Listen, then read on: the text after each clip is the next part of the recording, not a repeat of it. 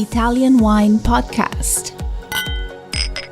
Chin Chin with Italian wine people.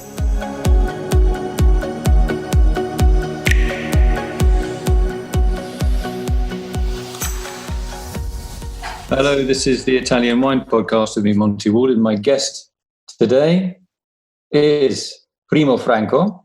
Primo is from the Nino Franco estate in the town of Valdobbiadene in Treviso Province in the Veneto region of Italy. Did I get all that correct? Yes, you did perfectly. Okay. So tell me, your estate is famed for its sparkling wines under the Valdobbiadene Prosecco Superiore DOCG. Exactly, correct. Yes, this is an old family business. It means that my grandfather started the job, I would say, 1918. So last year has been our 100th anniversary. And I am the third generation. And then there is Silvia, which is the fourth one, which is working with us. And we are only producing Prosecco as a sparkling wine. It's a family-run company, around 1 million bottles per year, 70% in the export market, and our main market is actually the US countries and North America. Okay, so one of your wines did very well at, I think, either 5-star or OperaWine, is that correct? I beg your pardon? Which wine are we talking about today? Because I didn't know one's telling me. We are talking about Prosecco Primo Franco. This was the wine that we are supposed to present at OperaWine. OperaWine in Verona, they asked us for one of our wine, and we decided to choose. Actually, you're supposed to open a Jeroboam, which is a 3-liter of Prosecco Primo Franco, to 2017. Today we will open, if you like, a bottle of the Jeroboam. But this is something that is quite a special traditional Prosecco. This is the first wine that I made by myself after my father passed away in 1982. Because it was an old family business, my grandfather and my father also, they're always putting aside a bottle from the different vintages. And it was the first September of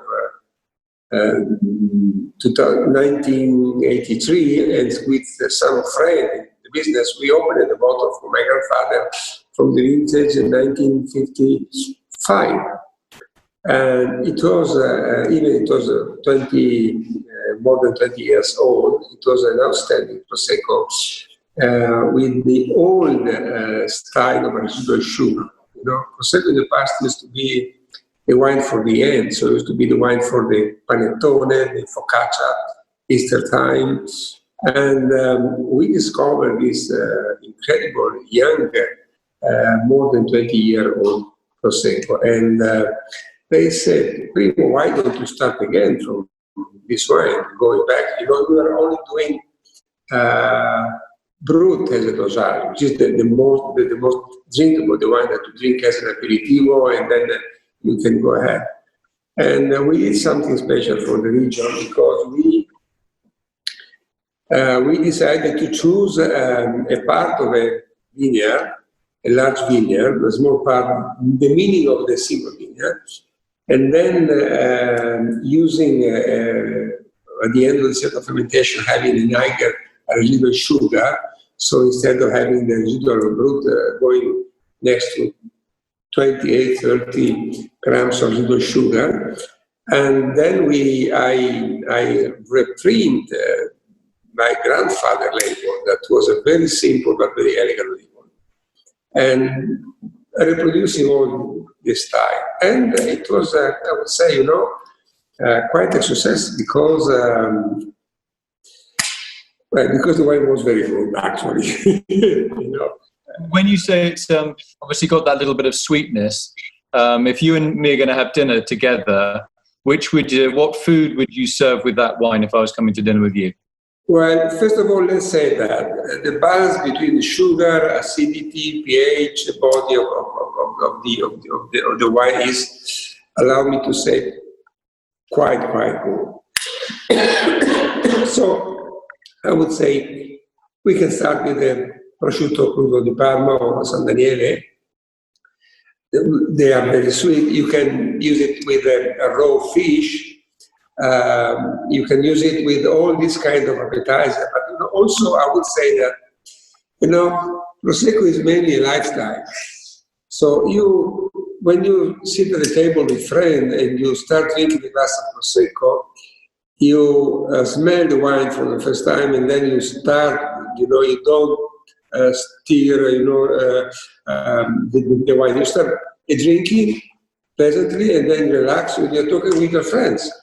And maybe if you are in a local osteria, you also order, maybe there is an open fire grill, and you maybe order a steak. And you are relaxed, you are drinking Prosecco, and the steak arrives at your table. And you don't need to change the color of the wine, and you go ahead drinking steak and Prosecco. and Monty, this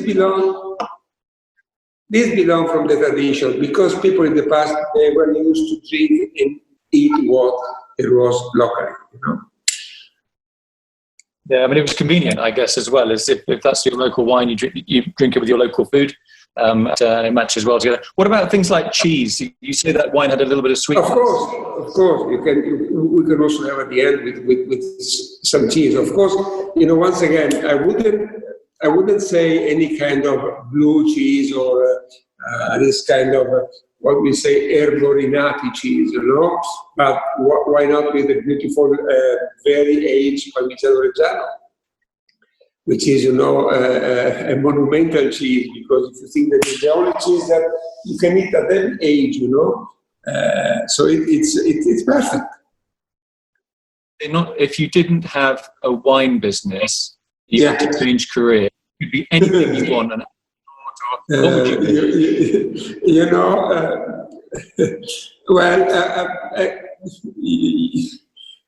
I was 13 years old, and I said to my father, I would like to be an architect, And he said, I'm sorry, you are the only male of this big family in the wine business, and so your destiny is following the family business. So they sent me far home in Conegliano, in this enological school, which is one of the most famous in Italy.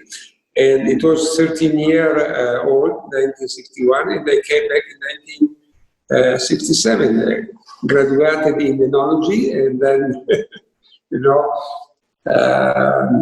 at that time, wine was part of the everyday diet, but we were, my father, he was bottling wine in 1 liter bottle, 2 liters, Damigiane, barrels, all these kind of things. And I would say, I threw from the windows all these things, and I decided to focus myself only in the sparkling wine, Prosecco. Obviously, you didn't become an architect, but you've been very successful as a producer of sparkling wine. I want to say thank you very much for speaking with us today. We wish you and your family estate and Prosecco in general, especially the Valdobbiadene, every success in the future when, and hopefully we can meet face to face at some time. We can look at your vineyards, which look absolutely spectacular. Thank you very much. Thank you very much, Monty. See you. Bye-bye. Ciao. Ciao. Ottimo. Bravissimo. Ciao. Listen to the Italian Wine Podcast wherever you get your podcasts. We're on SoundCloud, Apple Podcasts, Himalaya FM, and more. Don't forget to subscribe and rate the show. If you enjoy listening, please consider donating through ItalianWinePodcast.com. Any amount helps cover equipment, production, and publication costs. Until next time, cin cin.